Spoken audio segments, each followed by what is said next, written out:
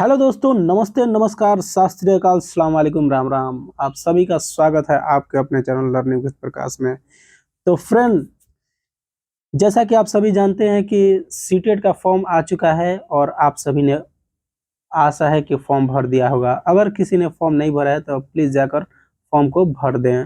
ठीक है फ्रेंड, तो हम लोग सीटेट की तैयारी करेंगे और जितने भी सीडीपी से संबंधित आपके प्रश्न होंगे वो हमारे वीडियो पर उपलब्ध होंगे और आप चैनल को सब्सक्राइब कर लीजिए। एग्जाम तक सारे सिलेबस को कवर करा दिया जाएगा, सीडीपी हो या फिर ईवीएस या फिर हिंदी, इंग्लिश, जो भी सब्जेक्ट जो कि सीटेट में पूछे जाते हैं फ्रेंड। तो चलिए फ्रेंड, आज का टॉपिक हम लोग स्टार्ट करते हैं, जीन पियाजे के नैतिक विकास का सिद्धांत। तो फ्रेंड, आज का हमारा टॉपिक है जीन पियाजे के नैतिक विकास का सिद्धांत।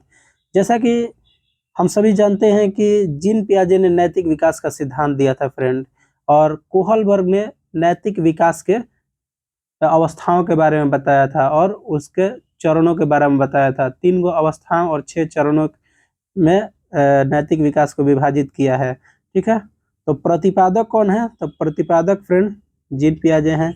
चरणों के बारे में किन्होंने बताया है?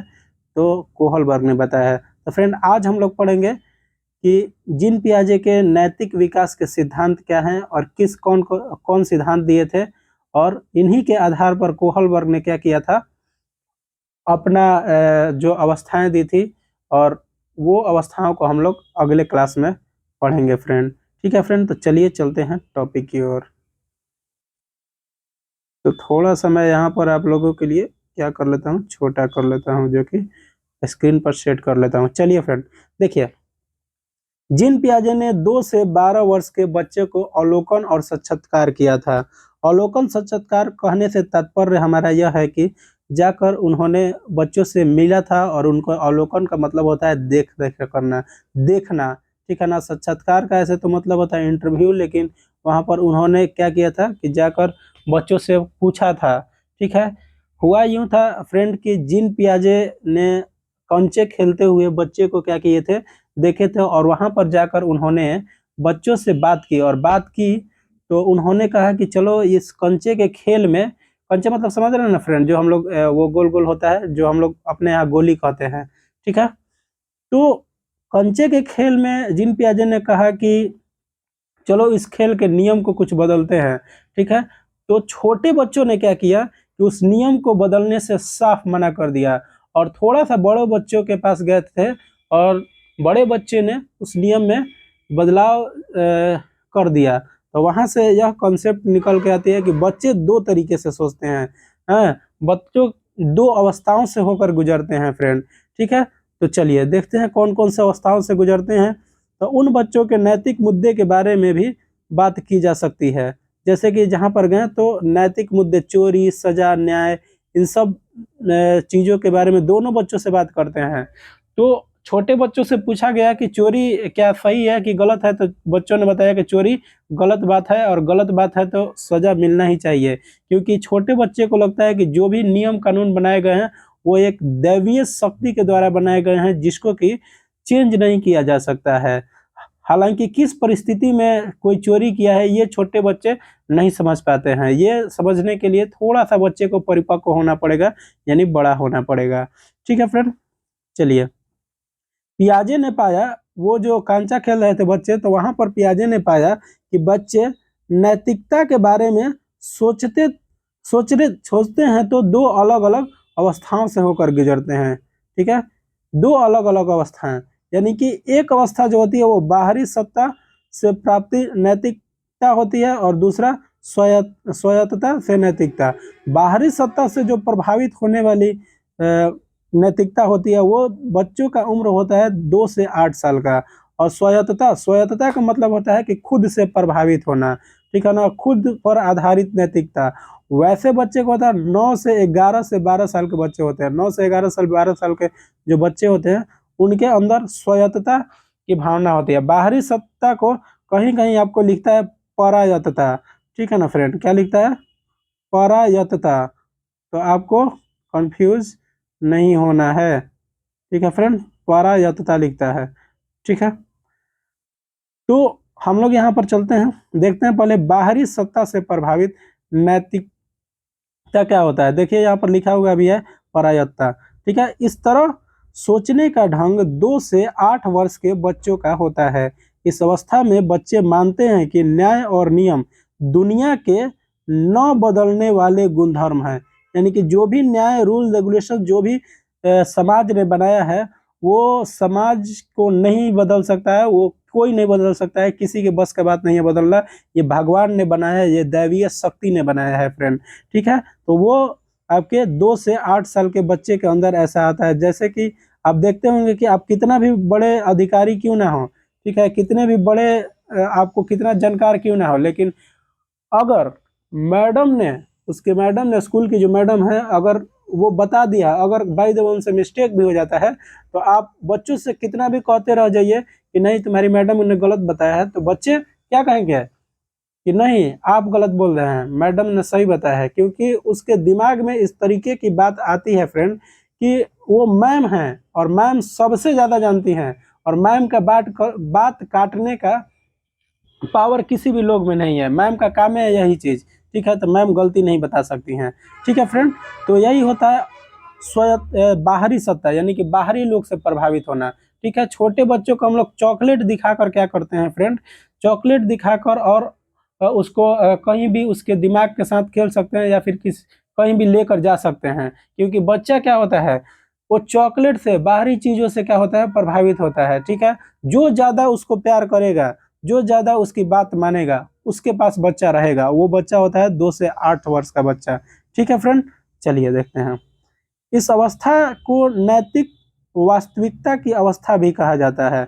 इस अवस्था को जैसे कहा जाता है ना कि बच्चे भगवान के रूप होते हैं और वो कभी झूठ नहीं बोलते हैं। तो बात यहाँ पर सही है, क्योंकि बच्चे समझते नहीं है। झूठ बोलने का मतलब ये नहीं है, बच्चे सिर्फ नैतिकता के बारे में नहीं जानते हैं, ठीक है। नैतिकता इस मामले में कहा जा सकता है कि कभी कभी झूठ बोलना भी सही होता है, चाहे उसके लिए किसी की जान के ऊपर आ जाती है। तो बच्चों से पूछा जाएगा तो उसको ये नहीं पता है कि ये झूठ है, कभी बचा सकता है किसी को, ठीक है फ्रेंड। तो बच्चे में नैतिकता की भावना कम होती है और वो बच्चे जो भी देखते हैं, जो भी समझते हैं वही करते हैं, ठीक है फ्रेंड। अब आइए, लगभग 2 से 8 वर्ष के आयु तक की होती है। यह आयु जो होती है स्वायत्तता की, वो कब से कब तक होती है, 2 से 8 वर्ष की होती है। पियाजे ने यह भी स्पष्ट किया कि अवस्था की शुरुआत बच्चे में केवल वयस्कों से असमान अंतःक्रिया से होती है, ठीक है। इन्होंने यह कहा कि जो अवस्था का शुरुआत होती है वयस्कों से असमान अंतःक्रिया, यानी कि वो बच्चे जो है ना, वो वयस्कों से एक अलग तरीके से अंतःक्रिया करते हैं, माने कि एक अलग तरीके से जुड़ाव महसूस करते हैं। वो बच्चे समझते हैं कि नहीं ये बड़े आदमी है और हम लोग थोड़ा छोटे हैं, तो बड़े जो बोलेंगे वो सही होगा, हम जो बोलेंगे वो सही नहीं होगा, ठीक है। यानी कि जो भी रूल बनाए गए हैं, जो भी समाज ने रूल बनाया है, वो समाज क्या है, वो समाज सर्वोपरि है, ठीक है। इस अवस्था में प्राक स्कूली अवस्था भी कहा जाता है। स्कूली अवस्था का मतलब होता है फ्रेंड कि स्कूल जाने से पहले का उम्र को हम लोग कहते हैं प्राक स्कूली अवस्था, यानी कि आरंभिक स्कूली अवस्था दोनों ही सम्मिलित हैं। यानी कि स्कूल जाने से पहले की उम्र होती है जो कि 2 से 8 वर्ष की उम्र होती है, ठीक है। अब इसमें देखते हैं, देखिए इससे दबाव की नैतिक अवस्था भी कहा जाता है। यानी कि यह जो होता है वो दबाव की नैतिक अवस्था होती है। दबाव की नैतिक अवस्था कहने का तात्पर्य यह है कि दूसरे लोग जो कह दिए ना वही वो सही मानता है, ठीक है। अपना से वो अपना बुद्धि और विवेक उतना नहीं लगा पाता है फ्रेंड, ठीक है। उसको लगता है कि जो भी चीजें हैं वो ना बदलने वाली चीजें हैं। जैसे कि यहाँ पर देखिए, इस अवस्था में बच्चे यह समझते हैं कि कोई भी नियम जैसे माता पिता की ओर से आते हैं उसे हर हाल में क्या करना है, हर हाल में स्वीकार करना है। छोटे बच्चे बाहरी सत्ता वाली नैतिकता के स्तर पर होते हैं। वे किसी व्यवहार के बारे में सही या गलत का निर्णय उस व्यवहार से होने वाले परिणामों को देख कर लेते हैं, ठीक है। कहने का मतलब यह है कि जो भी आप व्यवहार कर रहे हैं, ठीक है ना, जो भी कार्य कर रहे हैं, जैसे मान लीजिए कि आप एक छोटे से बच्चे को 8 साल से नीचे के बच्चे को लेकर जा रहे हैं आप, और ट्रैफिक में आप क्या किए हैं, बहुत जल्दी में, बहुत इमरजेंसी में, और ट्रैफिक के रूल तोड़ दिए हैं, ठीक है ना। बहुत जल्दी में, मतलब कि किसी की जान जा रही हो और दवाई लिए होंगे, हाँ ठीक है ना। तो ट्रैफिक के रूल को अगर तोड़ दिए तो वहां पर बच्चा देखेगा ना, तो बच्चे के अंदर लोग, हाँ पिताजी ने ट्रैफिक रूल तोड़ दिया है और आपने गलती किया तो आपको सजा मिलेगा ही मिलेगा। वो बच्चा ये नहीं सोचेगा कि किस परिस्थिति में तोड़े हैं, ये उसमें नहीं होती है। यानी कि कहने का मतलब कि उस व्यवहार को होने वाले परिणामों को देखता है, यानी कि आप इस तरीके से व्यवहार किए हैं तो इसका परिणाम सीधे होता है कि आपको सजा होना चाहिए, ठीक है, न कि व्यवहारकर्ता के उद्देश्य से। वही बताया ना कि उसका उद्देश्य क्या है, कि आप लेकर जा रहे थे दवा, ठीक है ना, आपका उद्देश्य था लोगों का जीवन बचाना, जो भी लोग थे उनका जीवन बचाना था। लेकिन बच्चे ने क्या देखा, बच्चे ने देखा कि भाई आपने गलती किया है तो उसका परिणाम भी भुगतना पड़ेगा, ठीक है।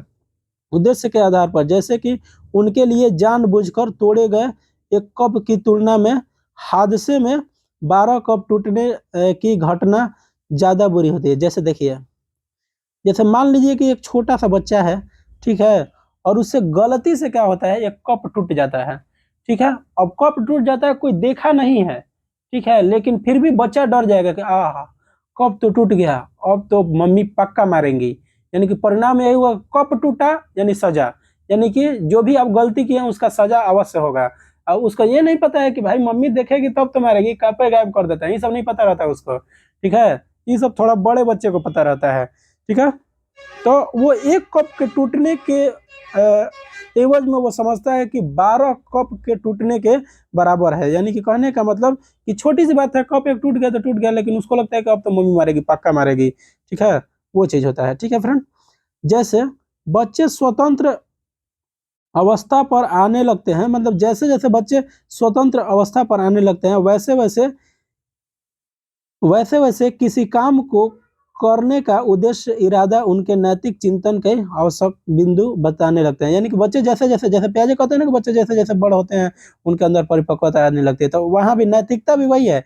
नैतिकता भी आपकी क्या है, नैतिकता भी जैसे जैसे हम लोग थोड़ा बड़े होंगे, जैसे जैसे हमारा माइंड, बुद्धि और ये सब शारीरिक रूप से बड़े होंगे, वैसे वैसे हमारे अंदर आवश्यक चिंतन की नैतिक बुद्धि आने लगेगी, ठीक है ना फ्रेंड। बाहरी सत्ता के आधार पर नैतिक चिंतन करने वाले बच्चे यह भी मानते हैं कि नियम न बदलने वाली चीज है। ये देखिए, ठीक है, यानी कि जो भी बाहरी से प्रभावित हो ना, परायतता, यानी कि पराये लोग से जो प्रभावित हो ना, वो लोग मानते हैं कि नियम नहीं बदलने वाली चीज है, ठीक है। जैसे कि कांचा के खेल में कांचे के नियम बदलना, यानी कि जो गोली खेल रहे थे ना बच्चे, तो वहां पर प्याजे गए थे ना उसके नियम को बदलने के लिए, साफ मना कर दिया था बच्चा कि नहीं नहीं आपको कुछ नहीं पता, आप जाइए, हम लोग अपना नियम नहीं बदलते हैं, ठीक है ना। ऐसा ही खेला ही जाता है, आपको कुछ नहीं पता आप जाइए यहाँ से, ठीक है। तो यहाँ पर नियम ना बदलने वाली चीज है। यह नियम किसी शक्तिशाली सत्ता द्वारा, देखिए यहाँ पर किसी शक्तिशाली सत्ता द्वारा बताया गया है। प्याजे ने छोटे बच्चों को सुझाया कि वह कंचे के खेल के एक नए नियम बनाए, तो छोटे बच्चों ने क्या कर दिया, मना कर दिया, ठीक है। अब देखिए, उनको लगता है ना कि ये नियम जो बनाए गए हैं ना, भगवान ने बनाया है, ठीक है, एक दैवीय शक्ति ने बनाया है, ठीक है, इसको कोई नहीं तोड़ सकता पूरे वर्ल्ड में, ठीक है, यही रहेगा जो रहेगा, ठीक है ना। जैसे कि खिलौने में कैसे हम लोग को बचपन में लगता था कि खिलौना, काश मुझे इतना घर भर का खिलौना मिल जाता, मेरी दुनिया ही सब चीज हो जाती इसमें। लेकिन बड़े हो गए तो गुड़िया देखते हैं, जो भी हम लोग देखते हैं, जैसे पहले हम लोग रिमोट पर गाड़ी चलाते थे, अब रिमोट पर गाड़ी चलाने में मजा आता है, बिल्कुल नहीं मजा आएगा, ठीक है। तो उस वक्त के लिए वही चीज होता है, बच्चों के पास लगता है कि ये शक्तिशाली चीजों के द्वारा नियम बनाएगा, इसको तोड़ दीजिएगा, गलत काम कीजिएगा, सजा मिल जाएगा आपको, ठीक है फ्रेंड। तो इसको हम लोग परायत्तता कहते हैं, याद रखिएगा, ठीक है। अब आइए देखिए, यहाँ पर बाहरी सत्ता के आधार पर नैतिक चिंतन करने वाले बच्चे तुरंत न्याय की धारणा में भी विश्वास करते हैं। यानी कि आप गलती किए हैं तो आपको सीधे सजा होना चाहिए, ठीक है, वो सब कुछ नहीं, ठीक है। जो भी गलती किए आपको सजा होना चाहिए, जो गलती यानी कि तुरंत न्याय की धारणा में रहते हैं, ठीक है फ्रेंड। यानी कि अगर एक नियम तोड़ा जाता है तो सजा भी मिलनी चाहिए। अभी बताएं आपको, एक नियम तोड़ा जाता है, जैसे कि उसके पिताजी जो जा रहे थे दूसरे के ये लेकर दवा लेकर, तो क्या क्या क्या कहा जा रहा था कि पिताजी ने ट्रैफिक रूल तोड़ दिया तो इनको सजा मिलना चाहिए। छोटे बच्चे मानते हैं कि अगर किसी चीज को खंडित किया या तोड़ा गया तब यह काम अपने आप सजा में जुड़ जाती है। यानी कि जैसे कप टूट गया था बच्चे का, तो वो अपने आप जोड़ लिया था सजा से, यानी कि गलती तो सीधे सजा। ठीक है, गलती को कहाँ से जोड़ता है? सजा से जोड़ता है। ठीक है, इसलिए छोटे बच्चे जब भी कोई गलत काम करते हैं तब चिंतन से अपने आसपास देखते हैं। यानी कि देखिएगा, छोटे बच्चों के कुछ भी चीज गिर जाता है ना, तो अब अगल बगल देखें कोई देखा नहीं ना है, और देखा है तो अब तो मम्मी मारेगी, ठीक है ना, तो वो सजा से जोड़ देते हैं अपने आप को। ठीक है, यह सोच कर कि उसे सजा तो मिलेगी ही। ठीक है, तो इसीलिए एक कप टूटने के बराबर वो समझता है कि 12 कप टूट गया। ठीक है, ये तो हो गया परायत्ता। अब पियाजे ने दो भाग में ही बांटा ही है, एक परायत्ता और एक स्वायत्तता। स्वायत्तता मतलब कि स्वयं से निर्णय लेना, स्वयं से अपनी बुद्धि, विचार, विवेक और जो भी लगाना है वो लगाते हैं। ठीक है, तो यहाँ पर देखते हैं स्वायत्तता पर आधारित। स्वायत्तता 10 वर्ष या इससे बड़े बच्चे। अब 10 वर्ष का बच्चा है तो थोड़ा सा तो दिमाग पहले से परिपक्व हो ही गया होगा। ठीक है, तो 10 वर्ष या इससे बड़े बच्चे स्वायत्तता पर आधारित नैतिक विकास दिखाते हैं। यानी कि अपने आप से जो भी बनने पड़े, जो भी अच्छे से कर पाए, उसको हम लोग स्वायत्तता कहते हैं, और उस पर आधारित नैतिक विकास दिखाता है। वो ये जानते हैं कि नियम और कानून लोगों के द्वारा बनाए गए हैं। उनको ये पता है कि जो भी नियम समाज ने बनाया है ना, वो कौन बनाया है? जो भी नियम बनाए हैं वो समाज ने बनाया है। ठीक है ना, कानून ये सब समाज ने बनाया है। वे किसी कार्य का मूल्यांकन करने में वे व्यक्ति की परिस्थिति और परिणामों के ऊपर भी विचार करते हैं। देखिए, जैसे कि हम बताए ना कि वहां पर छोटा बच्चा, 8 साल का बच्चा जा रहा था अपने पिताजी के साथ। पिताजी किसी को दवाई लेकर जा रहे थे, ट्रैफिक रूल तोड़ दिए, तो वो बच्चा सजा से उसको जोड़ देगा। लेकिन वहीं पर एक बड़ा बच्चा, अगर मान लीजिए कि एग्जाम्पल के लिए ले लेते हैं कि 10 साल से ऊपर का बच्चा अगर जा रहा हो अपने पिताजी के साथ, सेम वही परिस्थिति हो, तो वहां पर बच्चा समझ पाएगा कि पिताजी ने किसी की जान बचाने के लिए क्या किया है, ट्रैफिक रूल तोड़ा है, जो कि बिल्कुल भी गलत नहीं है। ठीक है ना, तो उसको हम लोग स्वायत्तता के आधार पर कहते हैं। यानी कि उसने अगर ट्रैफिक रूल नहीं तोड़ते तो हो सकता था कि जिसके लिए दवाई लेकर जा रहे हैं वो दुनिया में नहीं रहता। ठीक है, तो ट्रैफिक रूल तोड़कर कभी कभी जान बचाया जा सकता है। ठीक है ना, जैसे डॉक्टर के पास जाते हैं तो डॉक्टर कहता है कि ये जो भी मतलब कि ये पुलिस केस है, तो पुलिस आएंगी तो उसको हम लोग क्या करेंगे, देखेंगे, तो ये गलत बात है। ठीक है ना, उसमें अपना बुद्धि विवेक होना चाहिए, ट्रीटमेंट चालू कर देना है, पुलिस कार्रवाई बाद में होते रहेगा। ठीक है फ्रेंड, तो इसको स्वायत्तता कहते हैं। ठीक है, आजकल के डॉक्टर वैसे मानते नहीं है, पुलिस केस पुलिस आएगी तो देखेगी, पहले तुम चालू करो अपना। ठीक है, फिर उसके बाद पुलिस को देख लिया जाएगा। इंसान मर जाएगा तो पुलिस आके क्या करेगा? ठीक है, तो वो वैसे सोचते हैं 10 साल के ऊपर के बच्चे। लेकिन छोटे बच्चे होंगे ना तो कहेंगे कि नियम है, पुलिस आना था भाई, नियम के अनुसार ही चला जाएगा। ठीक है, अब आइए यहाँ पर देखते हैं, यह अवस्था बड़े बच्चों में आने की 9 से 11 साल की आयु में आरंभ होती है। यानी कि ऐसी नैतिकता आने में 9 से 11 साल मिनिमम एज है उसका। ठीक है, उसके बाद पूरे लाइफ रहती है। यहाँ पर यह नैतिकता बच्चों तथा वस्तुओं के बीच असंबंध असमान संबंध का उत्पन्न करती है। यानी कि जो भी चीजें बनी हुई है वो क्यों बनी हुई है, कैसे बनी हुई है, ठीक है ना, तो ये संबंध को स्थापित करता है। ठीक है, इसके अंतर्गत तर्क, लचीलापन, मान लीजिए कि कोई भी घटना घट रही है तो क्यों घटा, ठीक है, और कैसे घटा, ये सब चीज तार्किक चिंतन के अंदर आ जाता है। हम सभी जानते हैं कि बाल विकास जब हम लोग पढ़ रहे थे तो वहां पर जानते हैं कि जो भी बच्चे 12 साल 11 साल के हो जाते हैं उनके अंदर तार्किक चिंतन आने लगती है, यानी कि अमूर्तता आने लगते हैं, तथा सामाजिक चेतना, समाज, ठीक है ना, जो समाज ने जो भी चीजें बनाई हैं वो क्यों बनाई है, किसके लिए बनाई है, अगर बनाई है तो किस परिस्थिति में बनाई है। ठीक है, ये सब चीजें सोचने का प्रारंभ होने लगता है इस अवस्था में। जैसे विशेषताएं आने लगती है इस अवस्था में, बच्चे ये समझने लगते हैं कि सामाजिक नियम एक मनमान अनुबंध है। यानी कि कहने का मतलब इस उम्र में बच्चे समझने लगते हैं कि जो भी सामाजिक नियम कानून, ये जो चीजें हैं वो मनमाने ढंग से बनाए गए हैं। ठीक है ना, ये जो भी रूल्स बनाए गए हैं, जैसे कि अभी भी बहुत सारी कुरीतियां चलती हैं। जैसे पहले सती प्रथा था, ठीक है, तो उसके पीछे कोई कॉन्सेप्ट नहीं था। ठीक है ना, बहुत बेकार प्रथा था। ठीक है, अभी भी बहुत सारे बाल विवाह चल रहे हैं। ठीक है, लड़कियों को नहीं पढ़ने दिया जा रहा है, लड़कों के साथ भेदभाव किया जा रहा है, या फिर दहेज प्रथा हो गया, ठीक है, ये सारी चीजें कौन बनाया है? ये सारी चीजें समाज ने बनाया है, भगवान ने नहीं बनाया है। ये सारी चीजें ये सब समाज ने बनाया है। और समाज जो भी चीजें बनाता है वो अपने फायदे के लिए बनाता है। जैसे मैं देखिए एक एग्जाम्पल देते हैं। मान लीजिए कि एक नॉर्मल लड़का, ठीक है, नॉर्मल लड़का जो गांव में या फिर शहर में रहता है, नॉर्मल मिडिल फैमिली से बिलोंग करता है, वो अगर लड़का किसी अन्य जाति में शादी कर लेता है तो पता है समाज वाले क्या कहेंगे? समाज वाले कहेंगे कि ये बहुत गलत किया, समाज विरोधी कार्य कर रहा है, ठीक है, ये सब बातें कहेंगे, ठीक है। अब यहीं पर देखिए समाज का रुख कैसे बदलता है। समाज का रुख, जैसे एक आईएएस ऑफिसर और एक और फिर दूसरा आईएएस ऑफिसर, ठीक है। हाँ तो सॉरी फ्रेंड, थोड़ा टेक्निकल एरर की वजह से थोड़ा वीडियो पॉज हो गया था। तो फ्रेंड क्या मैं बात कर रहा था कि जैसे कि समाज का रुख कैसे बदलता है। तो समाज का रुख हमारा बदलता है, जैसे कि बता रहा था कि जैसे आईएएस ऑफिसर और एक और आईएएस ऑफिसर है, तो दोनों आईएएस ऑफिसर अगर आपस में शादी कर लेते हैं तो समाज वाले पता है क्या कहते हैं? समाज वाले कहते हैं अरे वो लोग तो आईएएस ऑफिसर था, उनका तो समाज ही अलग हो गया। अरे क्यों समाज अलग हो गया?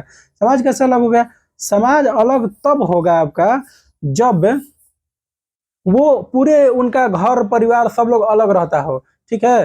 घर परिवार तो अलग रहता नहीं है। घर आईएएस ऑफिसर कहाँ से बनता है? वही गांव, छोटे से शहर का, बड़े शहर का, उसी समाज का लड़का ना या लड़की आईएएस ऑफिसर बनती है। तो फिर समाज का अपना रुख कैसे बदल जाता है? समाज का सोचने का तरीका कैसे बदल जाता है? तो यहीं पर बच्चा क्या कहता है कि बच्चा जो भी सामाजिक नियम बनाए गए हैं वो मनमान अनुबंध है, समाज ने अपने रूल रेगुलेशन के लिए बनाया गया है। इसके बारे में प्रश्न उठाया जा सकता है कि अब प्रश्न, जाहिर सी बात है, प्रश्न उठाया जाता है कि एक नॉर्मल आदमी के लिए आप ऐसे समाज विरोधी काम कर दीजिएगा और एक थोड़ा पोस्ट पर पहुंच गया तो वो समाज के हित में काम हो जाएगा। ऐसा तो बिल्कुल गलत बात है, ठीक है। क्यों बनाया जाता है बता दें आपको। इसलिए बनाया जाता है ना कि उस आईएएस ऑफिसर से पता ना समाज वाले को कुछ ना कुछ काम होगा तो फिर अपना पर्सनल बदला, हालांकि करेगा नहीं, पर्सनल बदला निकालने लगे। तो इसलिए समाज ने जो भी रूल रेगुलेशन बनाए हैं वो सरासर मनामन तरीके से बनाया गया है। कुछ रूल रेगुलेशन ठीक है, लेकिन मैंने ये जितने भी रूल बनाए गए ना मैक्सिमम आप देखिएगा कि मनमाने ढंग से ही बनाए जाते हैं, ठीक है। और अस्तु भले कहते हैं कि इंसान एक सामाजिक प्राणी है और समाज के उत्तरदायित्व को समझना चाहिए, तो ठीक बात है। लेकिन बच्चे जो भी कुरीतियों की हम सिर्फ बात कर रहे हैं, ठीक है ना, जो रीतियां हैं वो तो ठीक है, ठीक है, उस पर मैं सवाल नहीं उठा रहा हूँ, ठीक है। और यहाँ पर बच्चे 11 से 12 साल में समझने लगते हैं कि सारे नियमों में क्या किया जा सकता है, परिवर्तन करना संभव है, ठीक है ना। ये कास्ट प्रथा, जाति प्रथा, ठीक है, ये जितने भी जो भी पुराने बाल विवाह, ठीक है, लड़कियों को ना पढ़ने देना, ठीक है, ये सारी चीजों पर सवाल उठाया जा सकता है और इसको चेंज किया जा सकता है, ठीक है फ्रेंड। चलिए चलते हैं अगले टॉपिक के ऊपर। अगला टॉपिक हमारा है कि बड़े बच्चे ने परिवर्तन को स्वीकारा। जैसे कि कांचा के नियम में अरस्तु नहीं, जीन पियाजे ने कहा कि कांचे के नियम को चलो थोड़ा बदलते हैं, ज्यादा मजा आएगा खेलने में। तो बड़े बच्चों ने क्या किया, उस परिवर्तन को स्वीकारा। पहचान के नियम सिर्फ हमारी सुविधा के लिए बनाए जाते हैं। अगर हमारी सुविधा के लिए नियम कार्य नहीं करते हैं तो उस नियम को तोड़ना ही आवश्यक है। कोई हमको ऐसा रूल रेगुलेशन जो हमारी स्वतंत्रता को रोके, ठीक है, हमारी सुविधा को रोके, तो वैसा नियम किस काम का? कोई ऐसा नियम जो कि हमारी जान ले ले सीधे, तो वैसा नियम किस काम का? ठीक है, तो उसको परिवर्तन किया जा सकता है, उसको तोड़ा भी जा सकता है, के लिए बनाए गए हैं जिन्हें बदला जा सकता है फ्रेंड, ठीक है ना। तो ऐसे 12 साल के बच्चों में इस तरीके के बुद्धि विवेक आने लगती है, ठीक है। तो आवाज उठाना जरूरी है, ठीक है, और वैसे नियम को बिल्कुल तोड़ देना चाहिए जो कि आपके लिए खतरनाक है, ठीक है। देखिए फिर उसके बाद देखते हैं, बच्चे जो नैतिकता की स्वतंत्रता रखते हैं, ठीक है, बड़े बच्चे जो नैतिकता की स्वतंत्रता रखते हैं, ठीक है, यह पहचान करते हैं कि सजा तभी मिलती है जब किसी ने कुछ गलत होते देख लिया हो, ठीक है, और उसके बाद भी जरूरी नहीं कि सजा मिले ही। जैसे कि कोई कुछ गलत काम कर दिए, ठीक है, तो बड़े बच्चे के 12 साल के ऊपर कोई देखेगा तब ना किसी से बताएगा कि कौन किया है। कोई देखा ही नहीं तो बताएगा कौन, ठीक है। और जरूरी नहीं है कि ऐसा हो सकता है कि छोटा चीज कर दिया गया जो कि उतना नजरअंदाज करने वाली चीज हो, तो कोई जरूरी नहीं है कि कोई देखे। तो जैसे कि मान लीजिए कि गिलास हो गया, किचन में गया बच्चा, और बच्चे से क्या हुआ कि गिलास क्या हो गया, गिलास गिर कर टूट गया। गिलास गिर कर टूट गया तो बच्चा उठा और गिलास को उठाकर गायब कर दिया। गायब कर दिया तो वहां पर बच्चे ने तो कोई देखा नहीं है, देखा रहा कि आसपास कोई नहीं है, तो सीधे गिलास को ही गायब कर दिया। कल गए मम्मी खोजेगी कि गिलास क्या होगा, तो उनको क्या पता कितना आदमी घर में है, ठीक है, किसी से टूटा होगा, गायब हो गया, चाहे भुला गया गिलास, हमको हमको हमको क्या पता। तो वैसे में सजा होगी नहीं, सजा होगी, सीधी सी बात है। तो ये थोड़ा सा इस तरीके का बुद्धि क्या होता है बच्चों में आ जाता है, ठीक है, कि अगर कोई गलती करते देखेगा तभी सजा होगा, नहीं तो सजा नहीं हो सकता है, ठीक है। चलिए फ्रेंड, आज के लिए आपको यहीं तक हमारा जीन पियाजे का कॉन्सेप्ट खत्म होता है, और कल हम लोग पढ़ेंगे कि कोहल वर्ग के नैतिक विकास के चरण कौन से हैं। और वीडियो अच्छी लगे तो आप लोग लाइक कर दीजिएगा फ्रेंड, और ऐसे ही एग्जाम के पहले तक सारे टॉपिक्स को क्लियर करवा दिया जाएगा।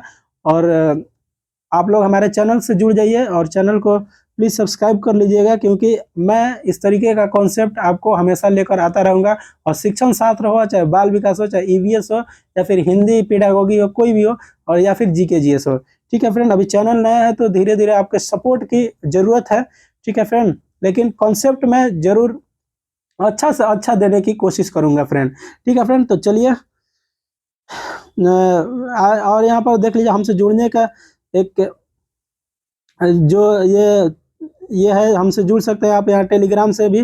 टेलीग्राम पर सर्च कीजिएगा लर्निंग विद प्रकाश, तो यहाँ पर आपको मिल जाएगा हमारा टेलीग्राम, और टेलीग्राम को डिस्क्रिप्शन बॉक्स में डाल दूंगा, और पिछले जितने भी वीडियो हैं मैं डिस्क्रिप्शन बॉक्स में डाल दूंगा, वहाँ से आप देख लीजिएगा।